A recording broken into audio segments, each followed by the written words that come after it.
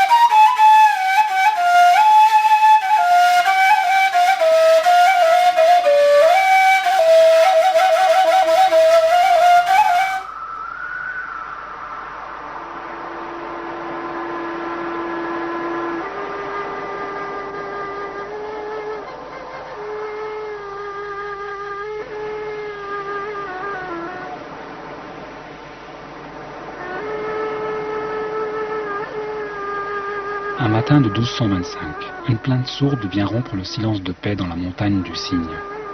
Le chapelet à la main, Moulay Abdeslam vient d'émettre son dernier souffle. Mort en martyr, il rejoint celui à qui il a consacré toute son existence et dont la prière qu'il nous a laissée évoque parfaitement cette aspiration.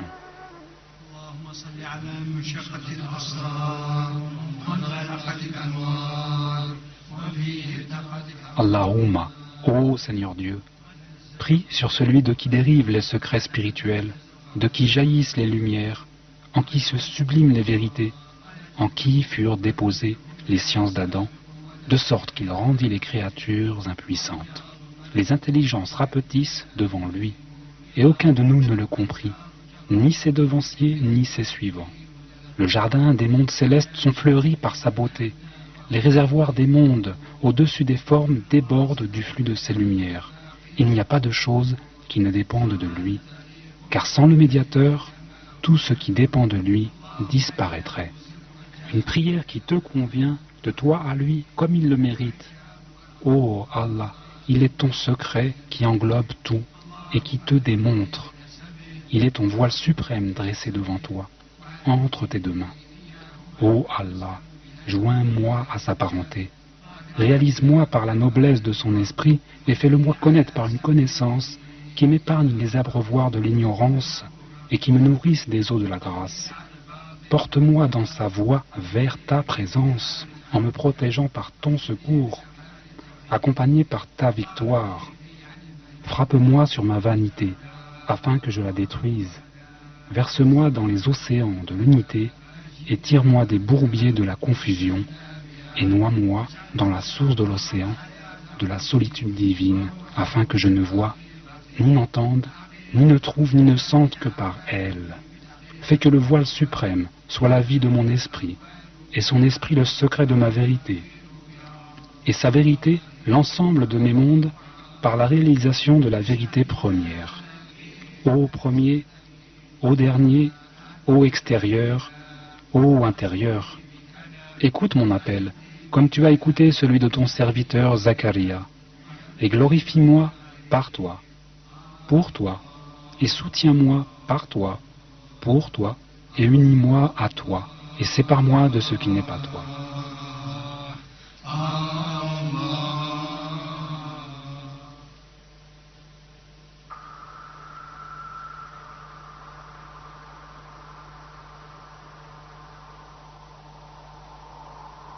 Au cœur du pays de la tribu des Bani Arous, à près de 800 mètres d'altitude, accolé au Djebel Alem, se trouve le sanctuaire où repose Moulay Abdeslam bin Mashish.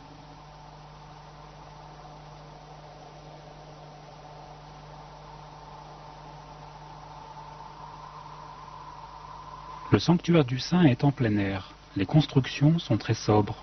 Les murs en pierre sont blanchis à la chaux et le sol est dallé d'écorce de liège.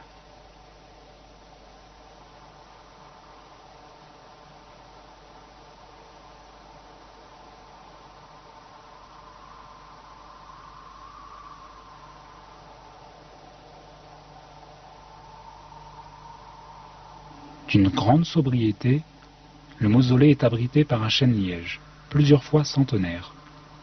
Chaque jour, les Shurafa, gardiens du sanctuaire et descendants du saint, rejoints par quelques pèlerins, se retrouvent dès les premières lueurs de l'aube pour prier et méditer.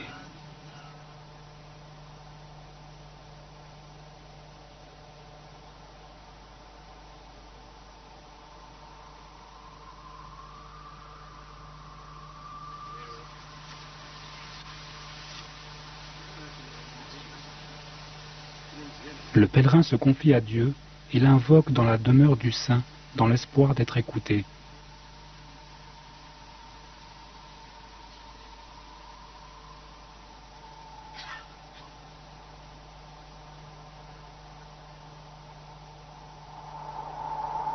C'est par milliers que les pèlerins convergent chaque année vers le sommet de la montagne du Cygne, où vécut et où est enterré le grand saint. C'est tout un parcours que le pèlerin est invité à revivre en passant quelques instants dans la mosquée des anges, Masjid el-Malaïka, d'une très noble sobriété. Chaque arbre, chaque pierre dans l'enceinte du sanctuaire est sacrée. À quelques dizaines de mètres de la mosquée, on peut voir sur le côté droit les pierres miraculeuses qui ont la propriété de guérir les maladies de peau. Les pèlerins prélèvent des échantillons de la roche qu'ils emportent avec eux.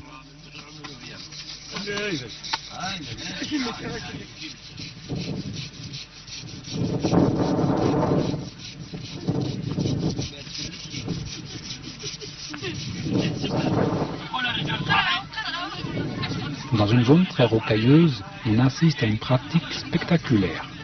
Entre deux gros rochers, appelés Hajrat al-Masroutin, la pierre des maudits, se trouve une mince fissure. La coutume veut que le pèlerin qui parvient à passer entre ces deux rochers et à sortir à l'autre extrémité verra son cœur délivré de la haine.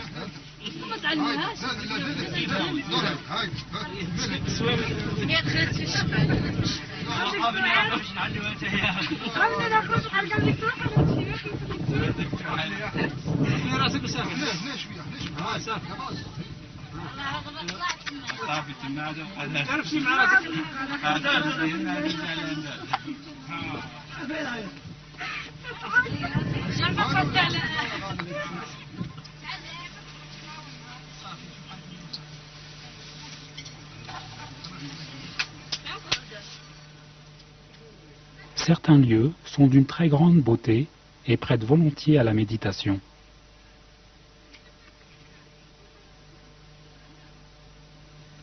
Les pèlerins de tous âges, enfants et vieillards, femmes et hommes, arpentent le chemin chacun à son rythme.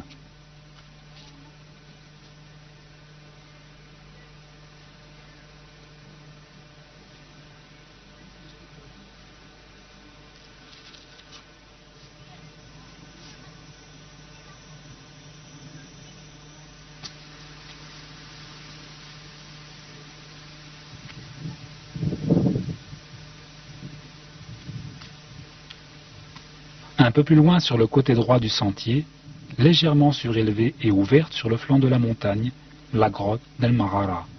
C'est ici que se retirait dans une solitude parfaite Moulay Abdeslam, et c'est aussi en ce lieu que le maître reçut son unique disciple, Aboul Hassan Chadili, fondateur éponyme de la Tariqa Chadiliya.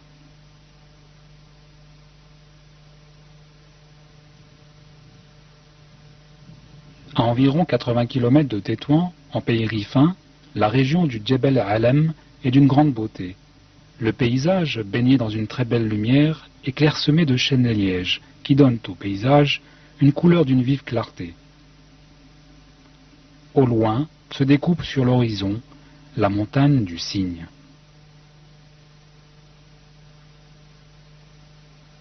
Du haut de la montagne, sur le versant sud, un vaste panorama s'offre au regard qui est emporté dans la méditation. En contrebas se trouvent plusieurs villages, dont El-Soukan, où est né et a grandi Moulay Abdeslam. Poussé par une voie intérieure, il décide un jour d'arpenter le chemin qui le mènera jusqu'au sommet de la montagne du Cygne, loin des hommes et tout près du ciel.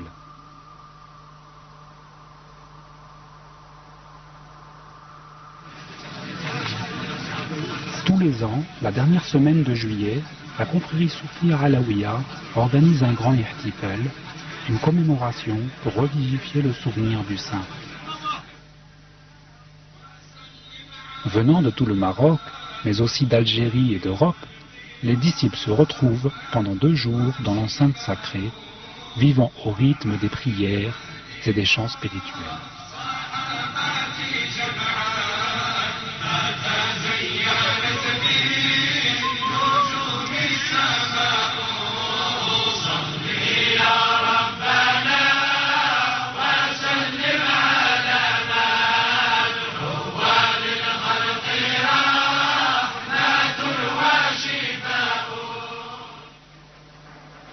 Peu après la prière de la fin d'après-midi, dans une atmosphère chaleureuse, les fidèles se regroupent et main dans la main, en chantant, ils parcourent les quelques centaines de mètres qui les séparent encore du sanctuaire.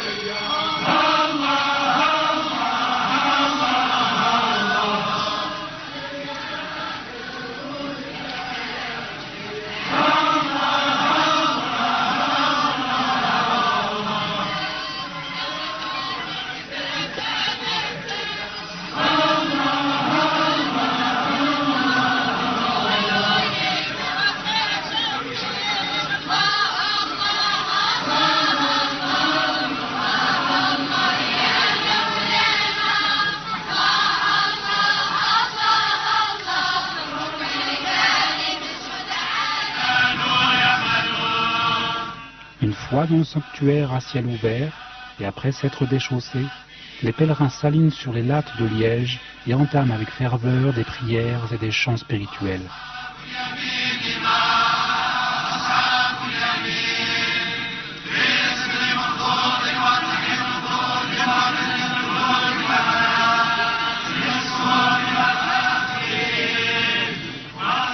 L'arrivée du shir de la tariqa est un moment fort pour tous les disciples.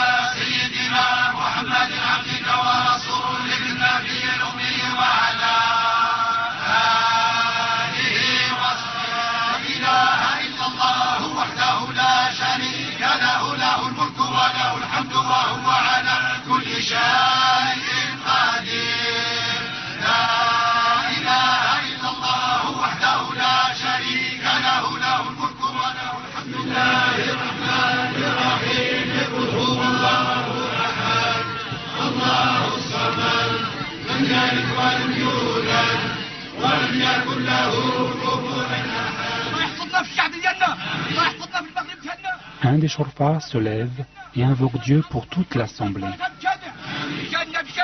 الله تعالى تبارك يقضي الغرض ديالنا وبيدكم جميع المسلمين والفقراء جميعا الله يحفظ فيكم بركه الله يقضي الغرض ديالنا وبيدكم جميع المسلمين الله تعالى تبارك يقضي لكم الغرض سبحان ربك رب العزه عما يصفون والسلام على المرسلين والحمد لله رب العالمين الله يقضي الغرض الله يقضي امين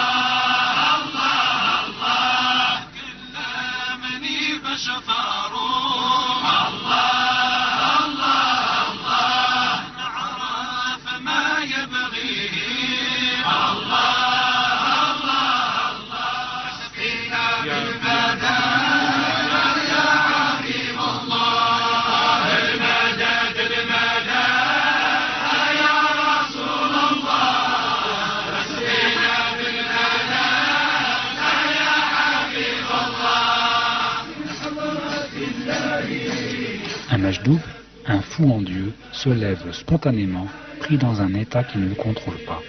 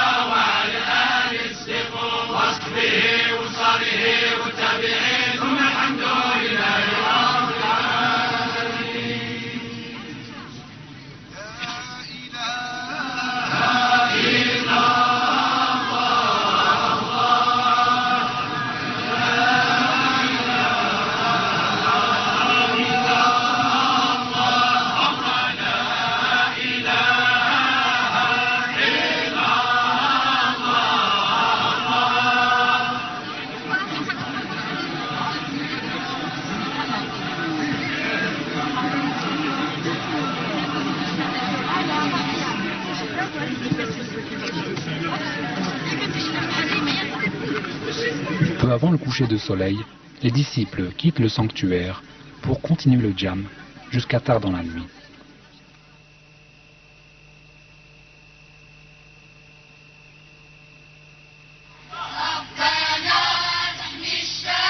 Des chorales d'enfants vont se succéder jusqu'à la dernière prière de la journée. Les poèmes chantés sont extraits de recueils écrits par les maîtres spirituels et sont transmis de génération en génération.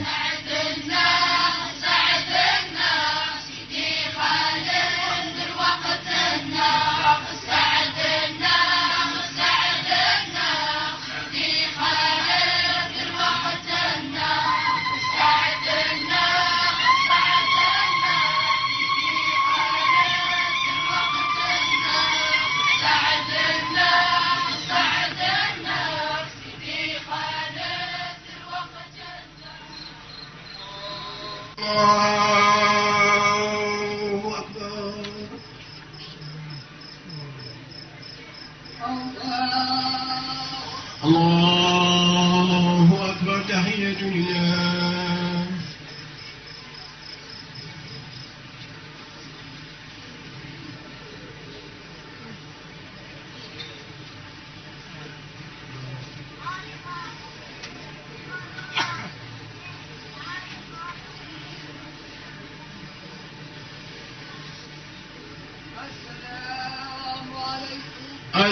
السلام عليكم لا إله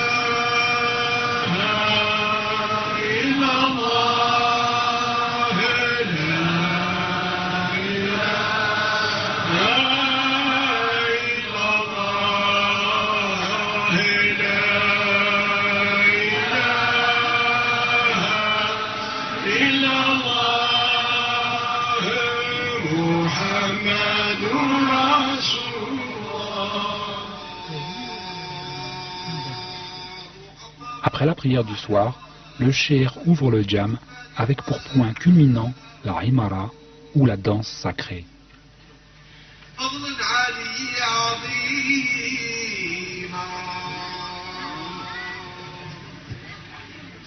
وفي محكم التنزيل قال لخلقه صلوا عليه وسلموا تسليما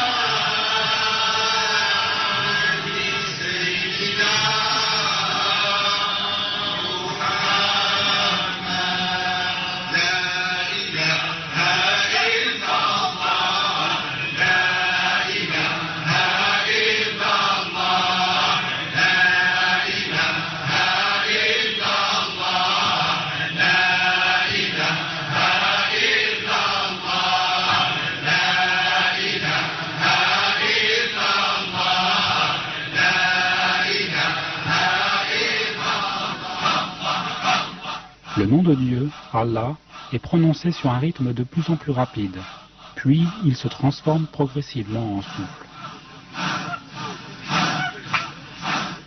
Alignés en cercle, les disciples ferment les yeux, la main droite sur la main gauche du voisin, épaule contre épaule, une légère flexion des genoux donne un balancement au corps.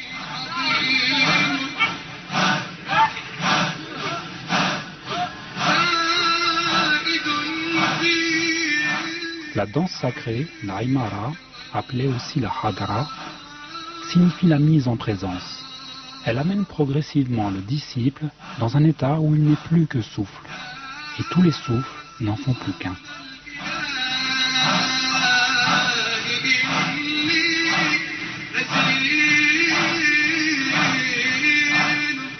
La Aymara a ses règles, sur lesquelles le Qutbani veille. Il est placé au centre et donne la cadence. Les Moussami'in accompagnent les disciples avec des poèmes à la gloire de Dieu et du prophète Mohammed. Chaque disciple goûte l'instant dans une parfaite communion des souffles.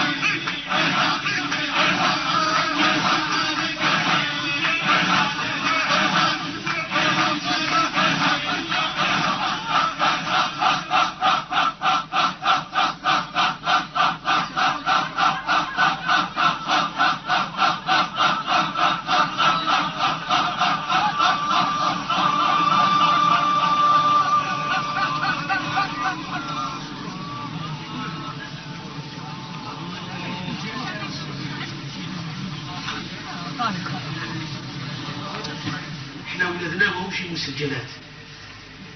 إحنا ماشي من أهل تقليد الحكاية. Tard dans la nuit, le djam se termine par le traditionnel enseignement spirituel donné par le shir. إلا هو ملموس محسوس حي له وجود له رابطة له صلة المبشرات